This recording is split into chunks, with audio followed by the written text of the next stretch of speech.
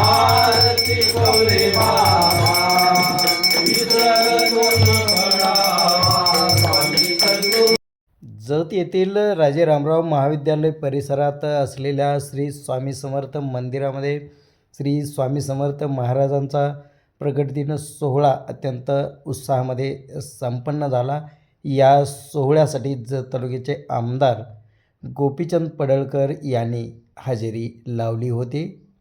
स्वामी समर्थ उत्सव समितीचे अध्यक्ष शहाजीबापू भोसले यांच्या हस्ते आमदार गोपीचंद पडळकर यांचा सत्कार करण्यात आला. यावेळी श्री स्वामी समर्थ चॅरिटेबल ट्रस्टचे अध्यक्ष बापूसाहेब पवार, उपाध्यक्ष अशोक तेली, सचिव श्रीकृष्ण पाटील, सतीश चव्हाण, लक्ष्मण उर्फ पिंटू मोरे, राजू यादव यांच्यासह अनेक मान्यवर उपस्थित होते. स्वामी समर्थ प्रकट दिन सोहळ्यानिमित्त अनिल महाराज तडवळेकर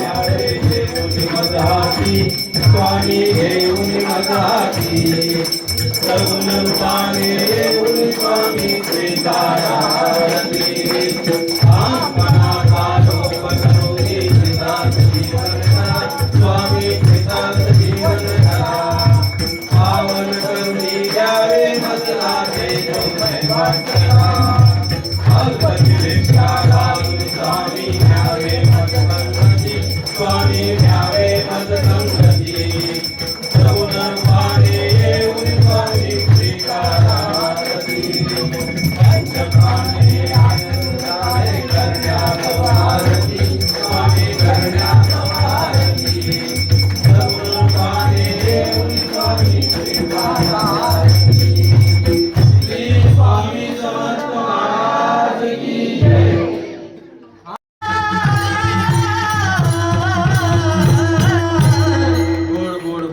किती महाराजांनी गोड गायला.